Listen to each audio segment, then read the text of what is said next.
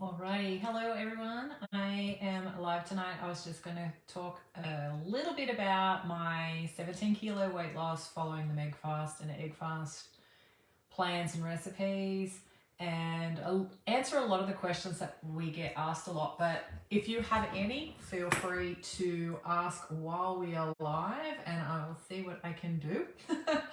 I'm just going to get up the page so I can open up this live and hopefully see that people can hear me fine. I haven't set up the sound, so hopefully you should be able to get that nice and clear. Alrighty. And there we are.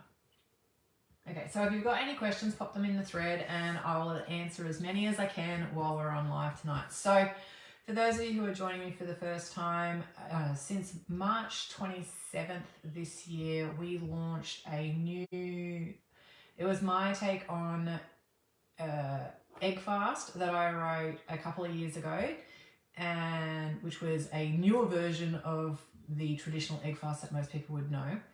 And it was called, and the new one this year is called the Egg Fast 3. It actually incorporates eating meat and seafood in that as well. So it's not eggs, butter, and cheese, which is what the traditional one is. Okay, so if anyone's asking, we've had questions this week, aren't you sick of eating eggs? I haven't eaten one boiled egg in this entire amount of months since I've been losing weight. So since March 27th, I haven't eaten boiled eggs, I haven't eaten scrambled eggs, I haven't even really eaten a fried egg on its own. So it's not just about eggs, okay? It's mostly meals that can be made with eggs, that have the eggs hidden in them. Let's just say frittata is probably about the closest to eggy as you're going to get. But there is things like pizzas, lasagna, cottage pie, all those sort of things where the egg is hidden. So yeah, it's not overly eggy. But since March 27th until today, I've lost 17.1 kilos. That puts my total weight loss roughly around 37 kilos since I first started keto in 2017, which was March, April 2017. And I had put on a little bit of weight over the last couple of years, just more through inactivity. I hadn't stopped being keto. I've always been not strict, but I never cheated in having high carb foods or sugar or anything like that. I always just ate the recipes that you see on our website and have maintained faithful to the lifestyle.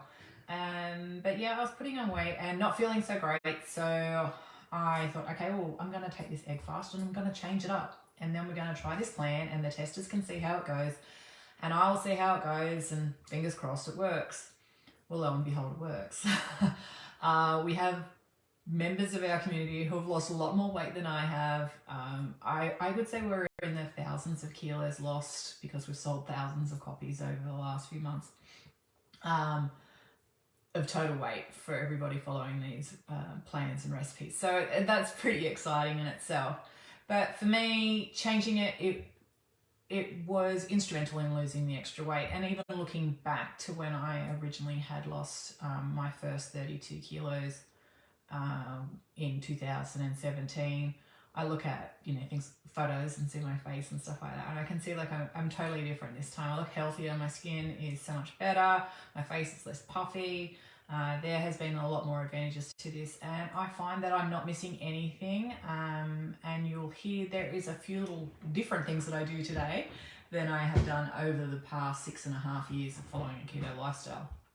So the plan for there is two new books this year, the Egg Fast 3 and the Megg Fast. They are both completely different ebooks. They both follow the same rules or protocol of a 4-day cyclical plan. So you follow the meal plans, which are written for 4 days only, and then you have 3 days off. On those 3 days off, you can eat carbs if you want to. You can go like I would recommend staying low carb. But what I have been doing of late is having a high carb day or one high carb meal on the Friday. I think it's just for me, I'm thinking that actually may have affected my weight loss in a good way, that it's kind of kicking me out of ketosis, getting my body to guess what's going on. Like, it's been used to having only low carb keto recipes and that for so many years, that all of a sudden having the steak and chips and on one day, and then having more foods on that particular day, and then going straight back into fasting, it's got the body going, what the hell's going on? So it's not holding on to calories or fats and stuff like that. It's just forcing it to think a little bit more than it usually does. So that is the one day that I have carbs. I haven't been adding any sugars. So one of the biggest questions I get is, what do I eat on the days off? And the days off, like today, I just scoffed down. This is why I'm a bit late.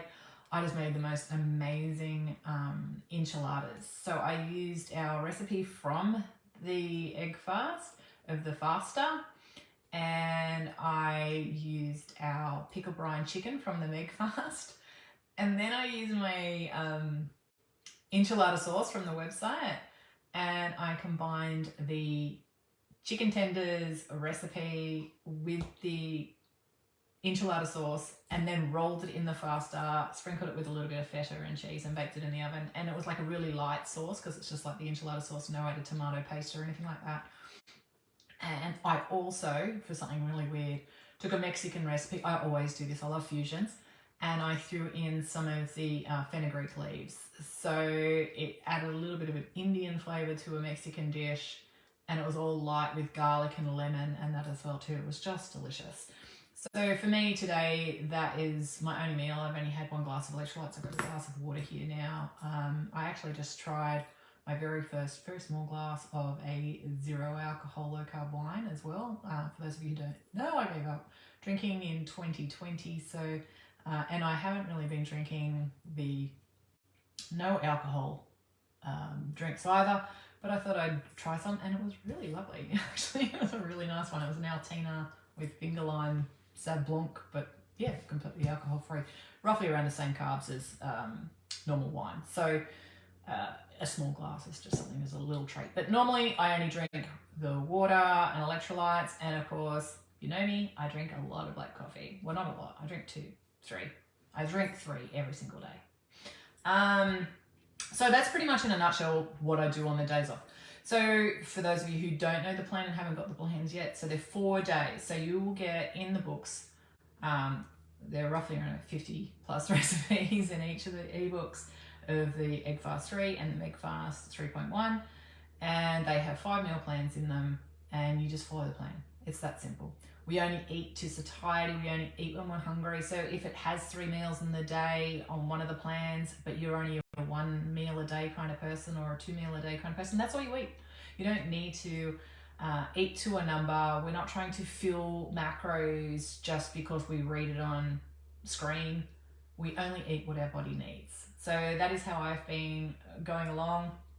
We've been talking tonight about egg shortages in some areas of Australia and also overseas and that as well too. There isn't a huge amount of eggs that you will eat personally, just for one person in 1 week. There can be in some meal prep, so like where the pasta may only have 1 egg in it, the custard I think has 3, but I double mine, so I do 6. But yeah, it's just, it will even out over a certain amount of time. So yeah, there isn't a huge amount of eggs, but you will need eggs if you are following it. But you can still just substitute with protein if needed. The Egg Fast 3 gives you the options of adding extra protein to each of the meals. So the meals are mainly like a base recipe, not as in just plain base like a sauce or something like that. Let's just say there's a famous bacon pizza. It has a pizza base. It has the toppings on it with bacon and spinach leaves and things like that. But then you can actually add extra protein. So the recommendation might be to add a minimum of 100 grams per day. And you can choose between anything that you like. Like I prefer to use lean protein, so using something like a salmon fillet, chicken breast, beef, slice it up, pop it on the top of your pizza, and Bob's your uncle. Nice and easy meals, okay? So this is the beauty of these recipes, is that nobody's getting bored with them because you can reinvent them all just by using the protein choices. With the Megg Fast is actually created for those of you who need to have meals that will travel, that you can make ahead, that you can batch cook, that you can freeze, that you need for lunch boxes. Everything can be frozen, can be put in a lunchbox, can be eaten hot or cold. And has all of those details in it. So it has storages, it has different ways to prepare the meals, it has variations on the recipes and that as well too. So all nice and simple. So that's pretty much in a nutshell what they are. But if anyone's got questions, I'm going to have a quick look soon at what your questions are. So those of you just joining, I've been following it since March 27th. I don't know how many weeks that is now. Forgive me, it might be 17, 18 weeks. I've lost 17.1 kilos. Some of the weight losses were what some people would get. It's small, I'm not losing any weight, but like I count every 100 grams as a great loss. You know, for me, it's awesome. So, and I can see the difference in so much. If you have seen some of my photos from today that I posted around about 2 o'clock on this page, you'll see like I'm in one leg of my original shorts that I wore back in the day, like back in 2017. But you know, I've got other shorts in the pictures and that as well too, where you can see there's a huge difference to my waist. And most of the weight losses after my initial 5.3 kilos in my first week were rather small along the way, but still on an average, I've averaged roughly around about 1 kilo a week over that time. So I would say that's still a healthy weight to lose. And I'm, like I said, on those weekends, I'm still going out and having, you know, a steak and chips if I want to, just once, not every day. And I'm not eating other crap. And on those weekend days, I'm eating more than I would eat during the fasting period. And I eat longer. So my eating window, it's a stupid term, but anyway, my eating window on the 4 days, I usually do between say 12 and 4. Mine's usually around about 2 to 4 p.m. So like I said, I only eat 1 to 2 meals, but I like to have one of the shakes from the Megg Fast 3.0. I find them super filling. The other day I had one and I was full till even the next day. So I only had the shake all day. They're not just a shake, so trust me, it is a full meal replacement. But yeah, that is my eating window throughout the 4 days. On the weekends, I tend to eat between say 12-ish, sometimes even later. Sometimes the other day we didn't even get anything until 6 p.m. And I will probably have like some sugar-free gummy snacks that I make myself at around 9 o'clock while I'm watching some TV on the lounge with Dave. So we have a thing now where we turn off everything and relax and watch something on Netflix every night. So that is when I'll have some treats. I don't have them throughout my fasting period, like through the 4 days of the cyclical plan. I just have them on the weekend. So that's the beauty of this, and this is why I find that it's worked. Is like like I said, I didn't eat high carb foods or have any cravings to eat pie, chips, whatever back in the day. And I mean back in the day, following keto for the last 6.5 years. But I know a lot of you do, and I wanted to create a plan that allows you to actually have a day or two, or you know, if you've got things happening in your life, you've got weddings, you've got to go away, you know, going on a trip or something like that, you can have that break time, but then you can easily shift back in and go very low in your carbs and follow the plan and then get back on track really quickly. So that is why I did it, and I wanted to see how it would affect me, and lo and behold, it's worked really, really well. So anyway, I'm going to have a quick look at the questions. If you've got anything you want to know regarding either of the plans, anything about my weight loss, I haven't exercised. I know a lot of people probably got these questions in there. People ask me about exercise and stuff. I only just started walking again this last week. To be honest, we've been walking roughly around 4 or 5 years, mostly 4 to 5 days a week, around a neighbourhood. It's only a 30-minute walk. But this last week we went out 2 or 3 days, I think. And yeah, 3 days. And then for some reason, I hurt my bloody knee. I don't know what happened, but it just felt really bad in one knee. So we didn't go out on Thursday or Friday. So I missed out on those walks. But other than that, I've always walked. So I haven't put in any extra exercise. I don't go to the gym or anything like that. I don't play any physical sports. I'm a 51-year-old woman who's not done a lot of activity in the last couple of decades. When you do something like that, you end up in hospital. And that's actually how I found out I was insulin resistant, because I actually had an injury from having a personal trainer and bouncing around on my feet at 110 kilos wasn't really a good idea. So I try and take it easy if my body is hurting now and not push it too far. So now let me just find that cursor's gone. Has anyone had success with this and menopause? Okay, Monica, I might be 51, but actually went through menopause in my 30s. So yes, I am postmenopausal. Long time. I even just had my second bone density scan in the month before last as well, which also showed that I have low bone density as well.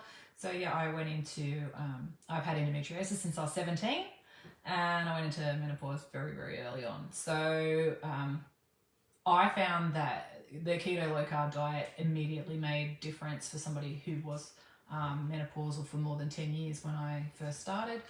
I tried everything to lose weight and couldn't lose any weight, and then went low carb and the weight fell off me within 5 months.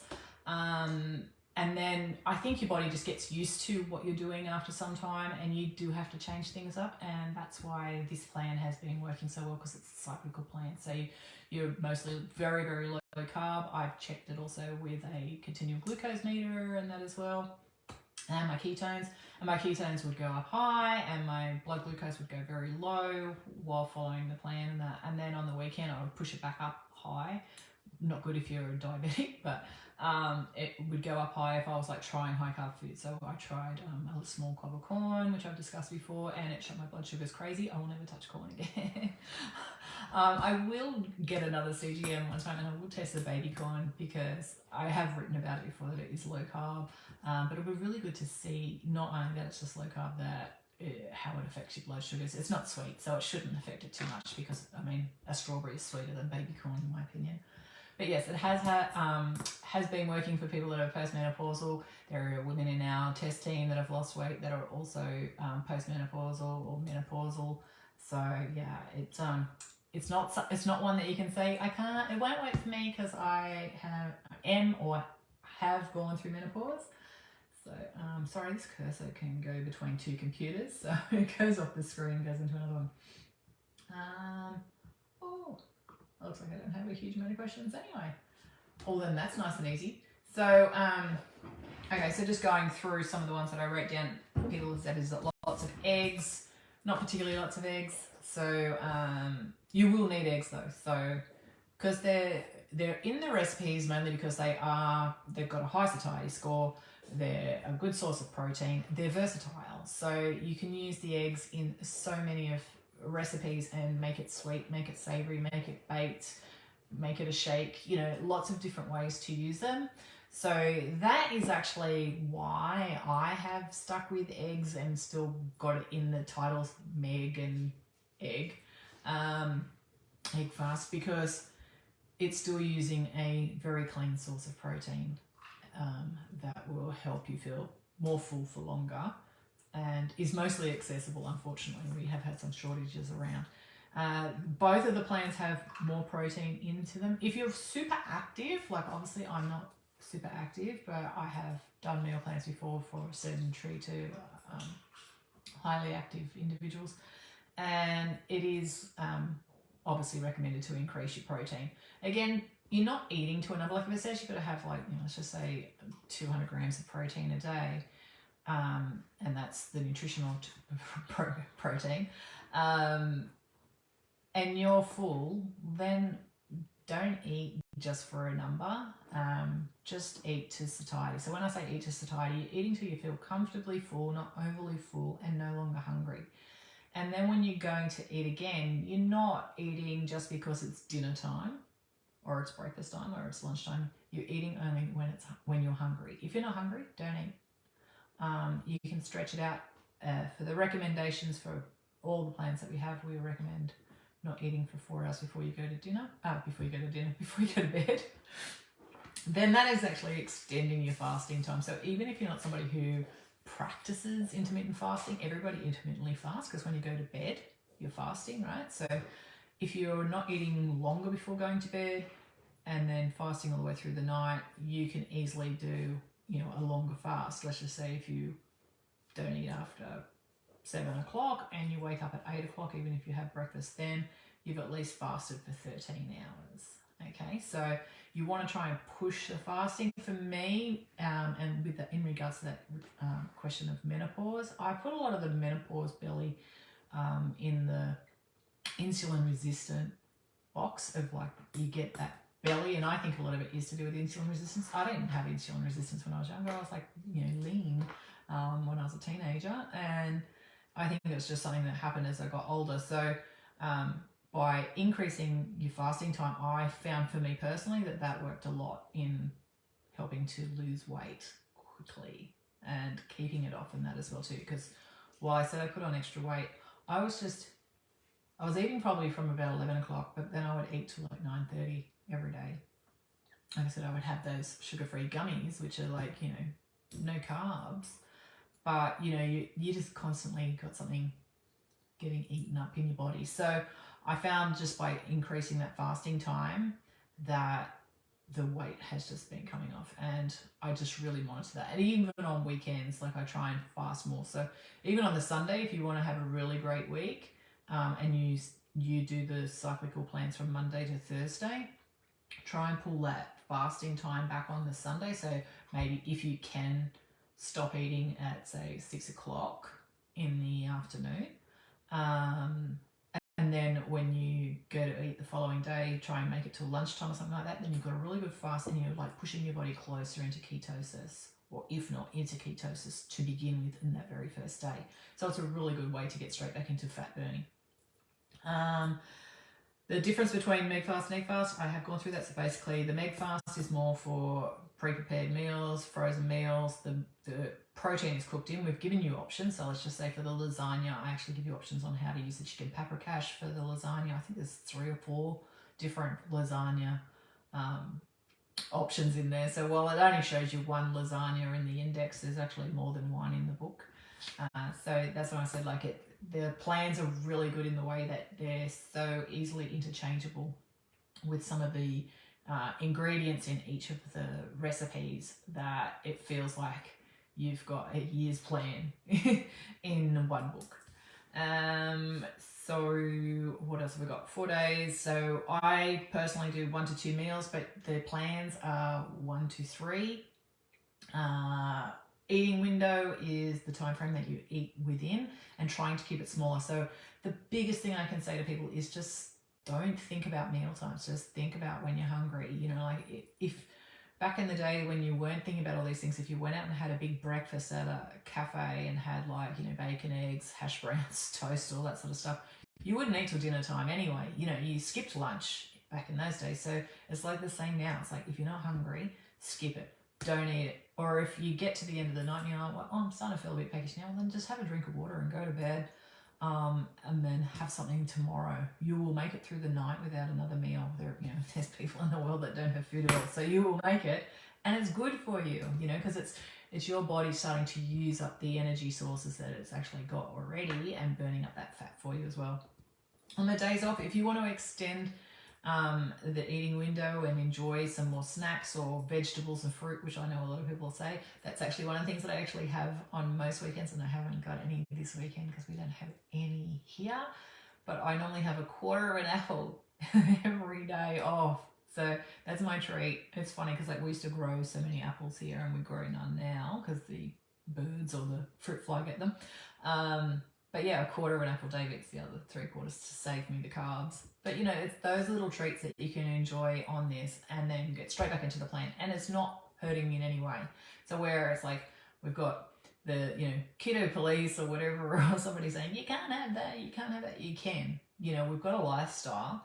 But, if you can't have it, and if you think you're going to have that, and then not be able to control yourself afterwards and want to have more of it, then don't have it. You can also extend these cyclical fasts. So if you want to do 5 days on, 2 days off, you can do that. If you want to do 6 and 1 off, you can change it however you want. The plan isn't restrictive in the way of like a traditional egg fast where you're just eating butter, eggs and cheese, or butter and eggs for most people, because some people might have the cheese. So there is other food choices in there, so it's not restricted. It's just very low carb. Okay, so that is pretty much in a nutshell. And I'm going to have a quick look at these questions, and then I'm going to let you go because it was just a short catch up today. But yeah, it was just the opportunity that if anyone had questions, we have questions all the time, but nobody got on here to ask them. But printing the books, you can actually print our books too. I give you the permission to print one private copy for yourself. You can't go and sell the book afterwards. If you do that, you're actually breaching my copyright, so please don't do that. Or you can't pass them on or give them as gifts or whatever. It is only for you, okay? The books are only in digital format, but you can print them. The print copy is a lower quality than, say, our traditional cookbooks, which obviously our traditional cookbooks are optimized for printing, and that cost me a lot of money to get that done. These ones are not done that because it's actually a digital file, okay? So they can be saved to all of your devices. Just save it to any of the apps like Dropbox, Kindle, iBooks or similar, or your downloads box on your computer, and then to your iCloud. And it doesn't matter if you get a new phone or a new iPad or whatever, those transfer across on apps anyway. That's not just on your device. If you lost your device, had your device stolen, etc. Okay, is there a reason you use creme fraiche and not just cream? Well, as I've said many times, cream is a crutch. Cream is a different consistency than creme fraiche. So if you're going to put cream, say for instance, on the top of a pizza, it'll just be nice and watery. It is easily added extra carbs, so we just don't have it. Cream was never, cream or creme fraiche wasn't even in the original Egg Fast and stuff like that as well too. Creme fraiche actually has a higher fat and higher protein than general cream and that as well too. Plus cream is also not consistent across all of the countries and that as well too.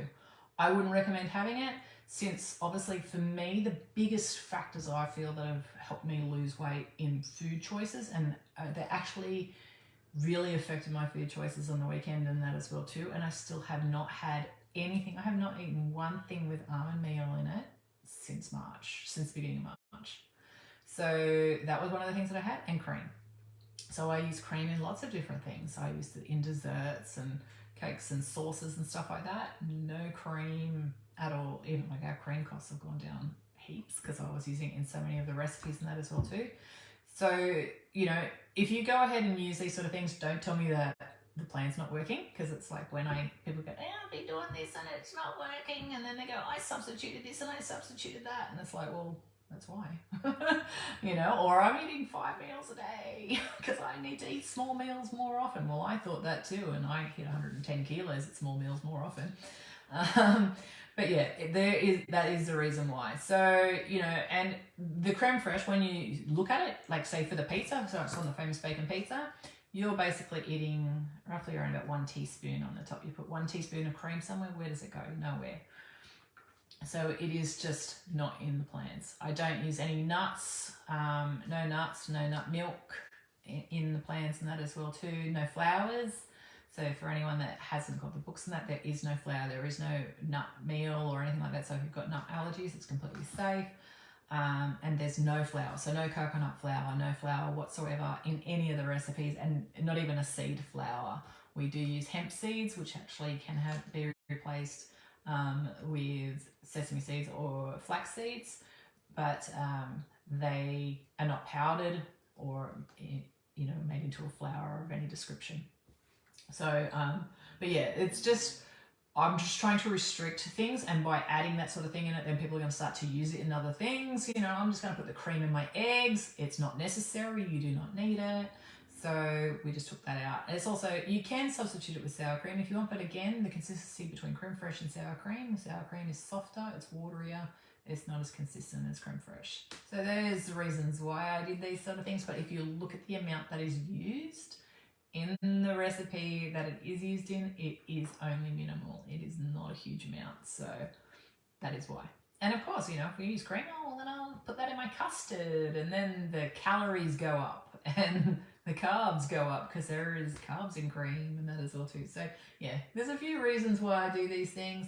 For me, it was more just the consistency of having something that was thick on the top. I mean, I could have just used quark or ricotta or cottage cheese, but for me, the creme fraiche was a little bit of luxury on it, for the famous bacon pizzas specifically. That is how it actually came into the book, because I wanted it on there. I've used creme fraiche on pizzas before and love it. And then it's like, well, I'm not going to get somebody to buy something and then use it only on that and not on other things and that as well. So you're basically letting something go off in your fridge.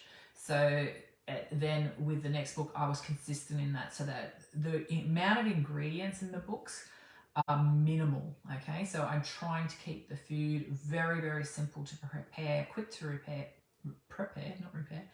prepare, and using the same ingredients across the books so that you're not having to go and buy more things and more things and more things. And that will be as we develop more recipes to do with meal plans in the future. I will basically create food lists that, you know, this is where you'll pull things from, and this is why you don't use those ones. So I actually have got an FAQ, a very in-depth FAQs PDF file is with your purchase. So if you actually look in that, you'll actually see there's reasons why that cream is on there as well. Sorry, cursor's gone. So I think we've got everything covered. Love this plan. The group Facebook is just the best. Alrighty, I think I'm done.